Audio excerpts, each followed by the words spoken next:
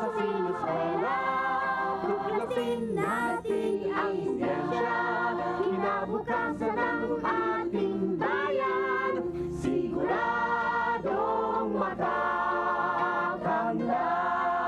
Sa Sineskwela, tuklasin natin ang siyensya, Daigdig ay sasaya. Salamat sa...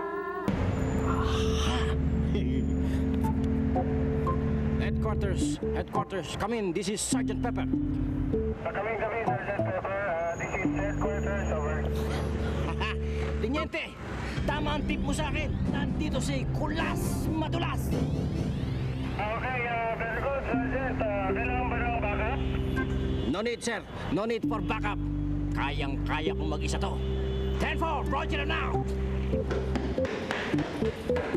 Kulas! Huli ka! Sumuko ka na! Sorry, Sarge, pero masyado akong madulas. Aras ko.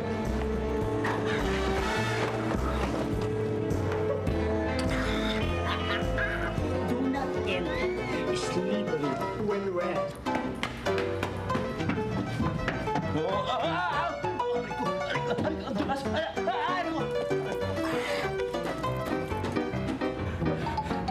Kulas! Magpahuli ka na. Parang hawa mo na. Kulas!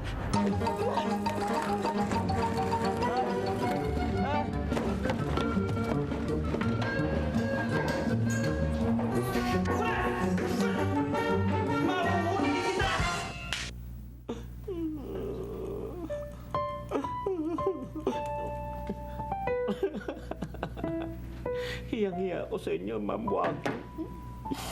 Dahil ako, isang sikat na pulis na si Sergeant Pepper's Lonelyheart Club Band ay natakasan ng isang madulas na kriminal na si Kulas Madulas. Ako naman, Sarge. Huwag kayong masyadong malungkot. Susolve natin yung problema mo. Teka, isipin ko lang lahat yung mga nabanggit mo, no? Sabi mo kanina, madulas ang sahig. Tapos mayroong skateboard. Tapos nagpadaustos pababa ng hagdan. Yung hawakan ko.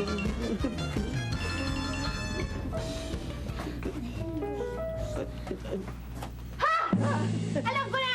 Alam ko na! Sagot sa problema mo! Alam ko na! Teacher mo! Friction! Friction ang sagot sa problema mo! Sabihin niyo sa akin, kung saan makikita yung friction niya at dadaling ko kagad dito. Teka muna sandali, hindi naman tao yung friction eh. Ha? Eh ano ho yung friction? Migo, mag-ala, Michael Jackson ka nga dyan. Mag-moonwalk ka doon. Dito sa isang klase ng sahig na yan. Galing. Ay, galing! O, dito naman, Migo. Dito sa ibang klase naman na kahoy.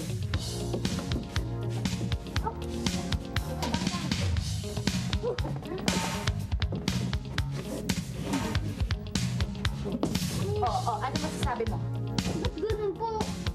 Mas madali po manmunok dito sa makinis na sahig. Eh, dito, mahirap magmumok. Eksakto! Talagang ganon. Kasi itong klase ng sahig na ito, makinis, madulas, madaling mag-moonwalk kasi konti lang ang friction. Eh dito naman, sa isa pang klase ng sahig na ito, magaspang, baku-bako, mahirap mag-moonwalk kasi malakas ang friction. Hindi ibig sabihin niyo po pala, Teacher Waki, ang friction ang pumipigil sa paggalaw ni Migo. Tama ka dyan! Friction! Ang puwersa na pumipigil sa paggalaw ng isang bagay kapag nakiskis ng isa pang bagay. Halimbawa, itong dalawang kamay ko, pagka magkalayong ganyan, walang friksyon, no? Wala. Pero pag dikit ko, may friksyon. Gumalaw. Tama ka dyan! Teka, tulungan niyo ang paghiwalay niya.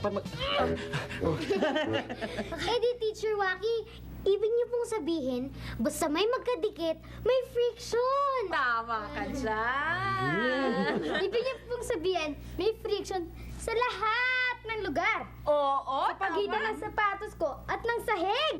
Pero, Teacher Waki, paano po nangyari yun? Ay, oo nga pala. Paano nangyari yun? Teka muna. Sa bandang yan kailangan na natin ng tulong ni Buknoy. Sama kayo sa akin! Buknoy! Sama ko, sama ko!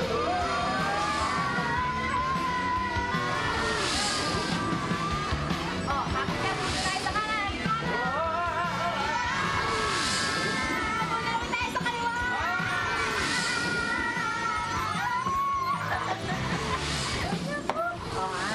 Yan.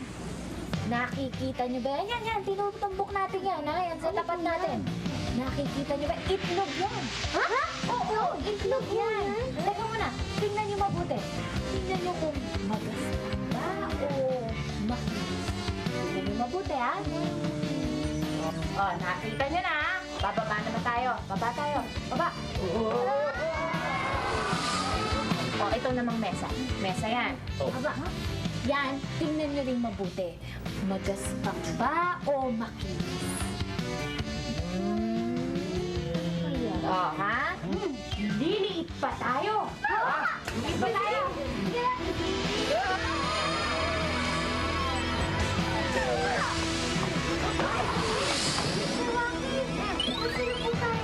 Ay, naku, sa maniwala kami sa hindi, nasa ibabaw tayo ng mesa.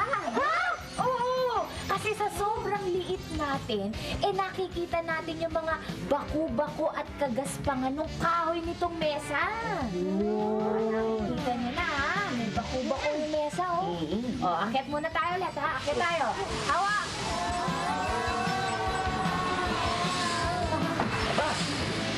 Bakit ganun? Namuti! Namuti mga bundok!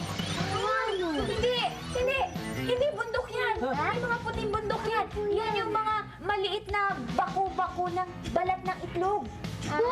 Hindi ba, Teacher Waki? Makinis naman po ang balat ng mga itlog. Ay naku, Marmay, ha? Lahat ng bagay, kahit gaano pa kakinis ang tingin mo dyan, meron niyang mga maliliit na baku-bako katulad yan. Kapag pinagkiskis mo ang dalawang bagay, magtatama ang baku na yun, kaya magkakaroon ng pagpigil.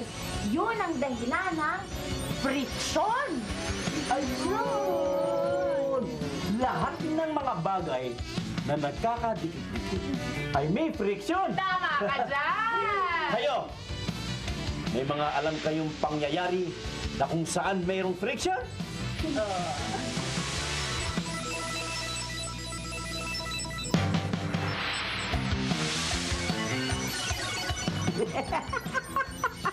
Alam ko na. Alam ko na kung ano ang friksyon. Katulad dito. Kita mo. Ayan. May friksyon sa pagitan ng kamay ko at nitong lapis. Yan. At kapag sumusulat ako sa papel, ayan yan, nararamdaman ko. May friksyon sa pagitan ng dulo ng lapis at ng papel.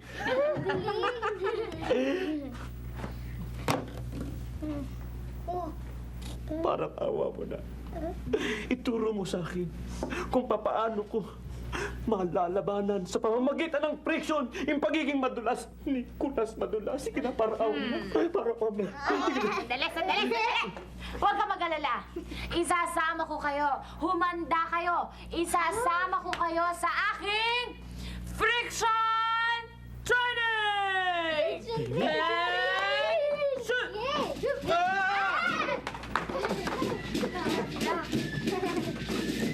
Forward! March!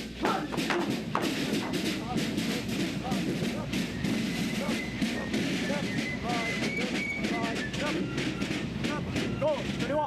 Hop! Hop!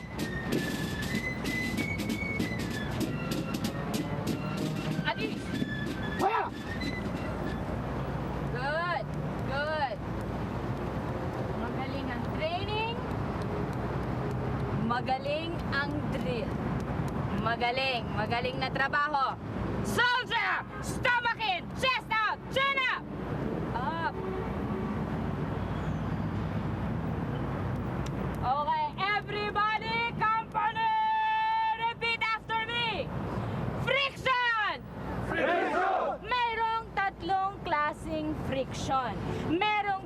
friction na hindi kumikilos o gumagalaw. Ma'am, hindi gumagalaw, ma'am. Mhm. Ibig sabihin, basta magkatikit lang, ma'am. Correct. Ha? Ma'am, yung sapatos ko at yung lupa, ma'am. Sapatos at lupa.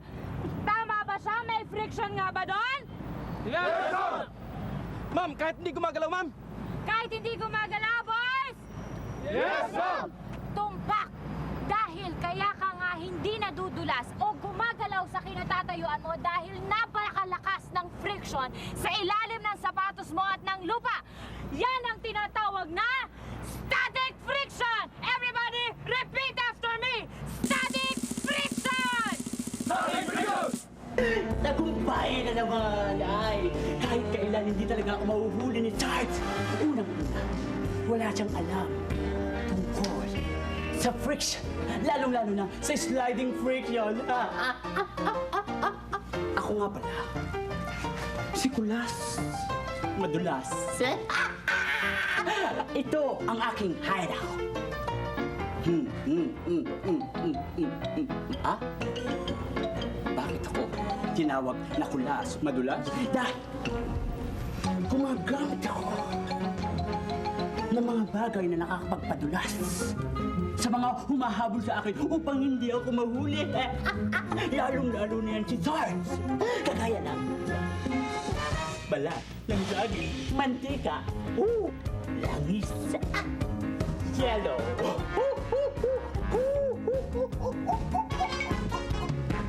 Ito ang mga bagay na nakakagawa ng sliding friction. At yun ang nangyayari kapag mahina ang friction sa dalawang nagkikiskisang bagay.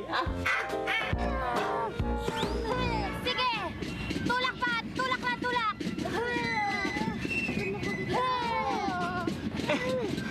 Ma'am.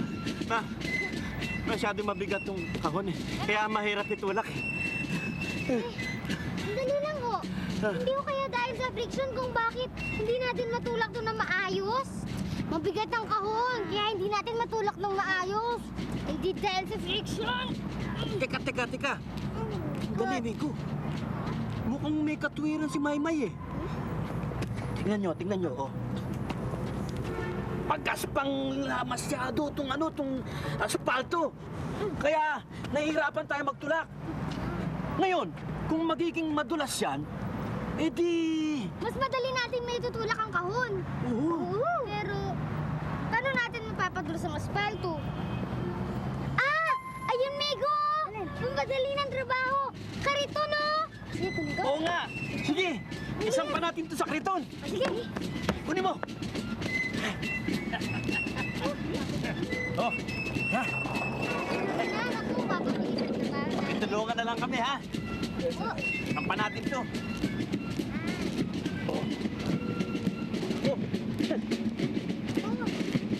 Salamat po. Salamat, ha? Tulak na natin yan ng maayos. Salamat po. Huli ka na. Tulungan natin. Tandaan lang, ha? Buti na lang, may kariton. Oo. Teka lang. I-friction din naman ang gulong, tsaka ang asfalto. Aba, syempre. Bakit madaling umandar kapag may gulong? Hindi ko alam. Tulak na lang ng tulak. Teka, bakit nga kaya ganun? Tingnan niyo, oh. Hindi lang isang bahagi ng gulong ang tumatama sa lupa habang umiikot ito. Oo nga. Nagpapalipat-lipat lang yung bahagi ng gulong na dumidikit sa asfalto. Tignan mo, oh. Ang galing ng gulong! Kung ganun, kahit na may friction ng lupa at ang gulong, mas madali pa rin itong nakakagalaw. Dahil nagbabalipat-lipat ng lugar na may nagdidikit-dikit. Ang galing ng gulong! Very good, man! Ang tawag dyan, rolling friction.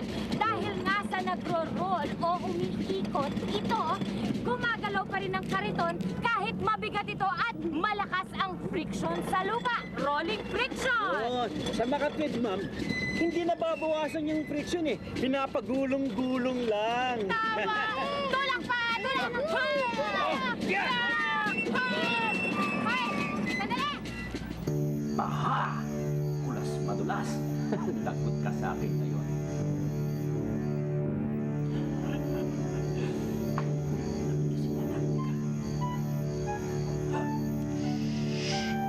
Huwag kang maingay, Kulas. Nasaan kaya ang mga gamit niya? Baka nandito. Ayun.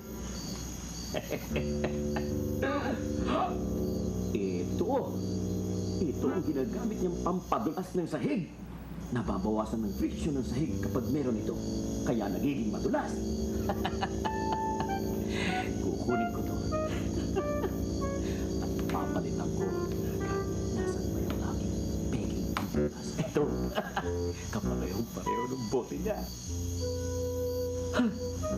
Ang skateboard. Gumagamit ito ng rolling friction kaya mas mabilis siyang nakagalaw sa lupa. Pero kapag inalis ko itong mga gulong nito, alis na rin ang rolling friction niya.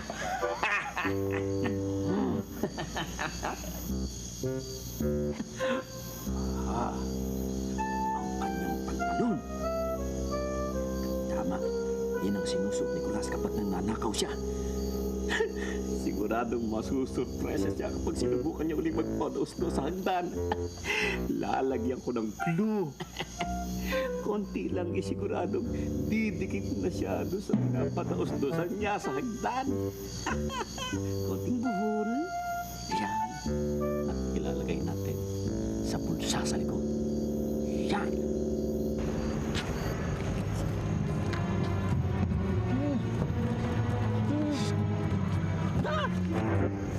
Bakit kayo sumunod? Sinabi ko, ako lang ang haharap sa kanya. Ako manghuhuli kay Kulas Madulas. Hindi naman po namin matiis na maiwanan kayo dito eh. Oo nga naman. Ay, ma'am, nandiyan ka pa naman. Tsaka kailangan siguraduhin ko na may natutunan ka tungkol sa friction. Yes, ma'am. Yes, ma'am.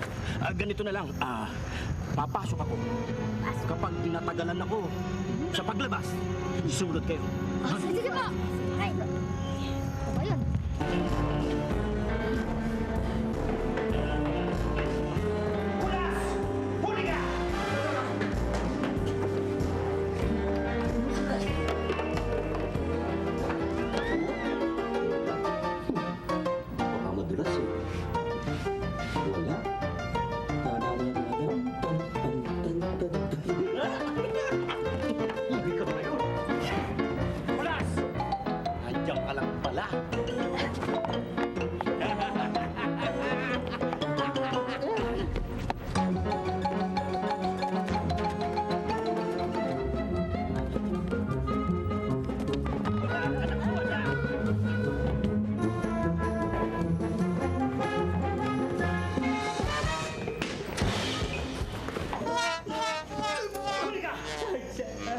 Simula ngayon, ang pangalan mo na Kulas Malas dahil kalaboso ka! Hoy! Isira ka